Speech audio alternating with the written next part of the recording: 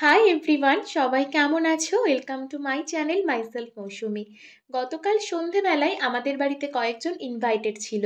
তো মা সন্ধ্যের থেকে অনেক কিছুই রান্না করেছিল। মায়ের প্রায় সমস্ত রান্নাই কমপ্লিট হয়ে গিয়েছিল, ডাল, চাটনি, বেগুন ভাজা। তো মা এখানে চিকেন রান্না করছিল আর আমি শেষে ভাত রান্না করেছিলাম। তো মা সবাইকে চিকেনটা টেস্ট করে দেখতে বলছিল কেমন হয়েছে। তো এখানে আমি, বাবা, যিশু সেটাই টেস্ট করে দেখছিলাম যে কেমন হয়েছে।